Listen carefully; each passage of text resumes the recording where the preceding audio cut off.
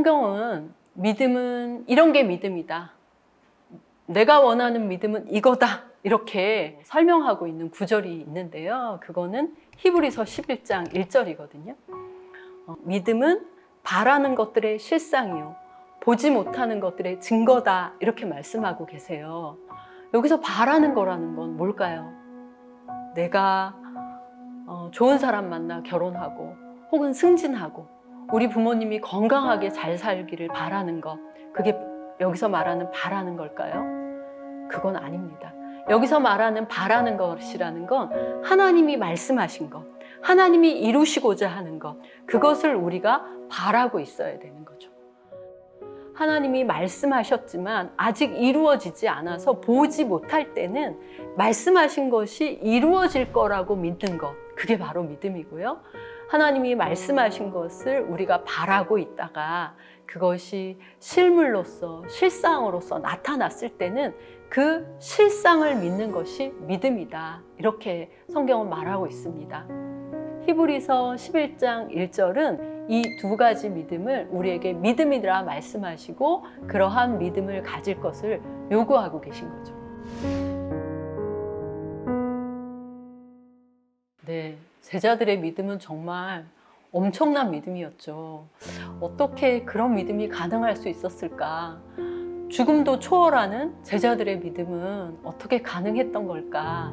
참 궁금하고 또 알고 싶어지는 그런 부분인데요. 사실 그 시대는 예수님을 믿기가 쉽지 않은 시대였어요. 예수님을 메시아라고 고백하게 되면 돌에 맞아 죽거나 유대교에서 추방되는 그런 상황이었던 거거든요. 근데 제자들이 그렇게 죽음을 불사하는 믿음으로 변화되게 된 계기가 있는데요. 예수님께서 돌아가시고 무덤에 장사 지낸 바 되었다가 3일 만에 부활하셨다는 얘기가 들리기 시작했어요. 그래서 제자들은 우리 선생님께서 부활하셨다는 이 말이 도대체 무슨 뜻인가, 어떻게 그럴 수가 있는가 라고 긴가민가하고 고민하면서 두 제자가 걸어가고 있었거든요. 그런데 예수님께서 그 제자들에게 찾아오셔서 말씀을 해주세요. 얘들아, 봐라. 여기 이렇게 율법에 그리고 시편에 선지자의 글에 이렇게 나에 대해서 기록되어 있지 않냐. 제자들은 예수님의 이야기를 들으면서 그러고 보니 그러네.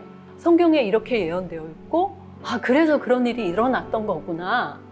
자신들이 보고 듣고 만졌던 그 모든 일들이 사실은 성경에 예언되어 있었던 일이라는 것을 깨닫게 되고, 그리고 예수님과 함께 했던 그 모든 행적들이 성경을 이루는 과정이었다는 것을 깨닫게 돼요. 그래서 성경에 보면 마음이 뜨거워졌다라고 표현되어 있거든요. 제자들은 그렇게 확인하고 깨닫고 그리고 나서 흔들리지 않는 믿음을 가질 수 있었던 겁니다.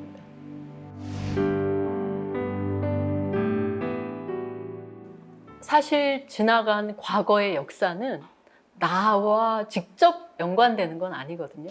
노아 때나 아브라함 때나 2000년 전 예수님 때는 다 지나간 과거예요. 나에게 해당되는 얘기는 아니거든요. 신약 시대를 살고 있는 우리에게, 신약의 당사자인 우리에게 예수님께서 요구하시는 믿음은 뭘까? 우리는 생각해 봐야 됩니다. 예수님께서 천지가 없어질지라도 내 말은 1.1획도 땅에 떨어지지 않고 다 이루신다고 하셨거든요. 그러면 예수님께서 이루시겠다고 하신, 미리 말씀해 주신 예언이 무엇인지 우리는 알고 있어야 됩니다. 과거에 이루어진 것만을 믿고 믿음의 전부다 라고 해서는 안 되고, 나에게 믿으라고 미리 말씀해 주신 것이 무엇인지, 이루어질 것이 무엇인지를 알고 있고, 그것이 이루어졌다면 성경대로 이루어진 것이 맞는지 따져보고 확인해보고 믿는 믿음이 필요한 거죠. 2000년 전 제자들이 그렇게 성경대로 이루어진 것을 확인하고 죽음을 불사하는 믿음을 가졌던 것처럼 우리도 성경을 확인해보고 믿어서 제자들과 같은 그러한 견고한 믿음, 하나님을 기쁘시게 하는 믿음을 가진 우리가 되었으면 좋겠습니다.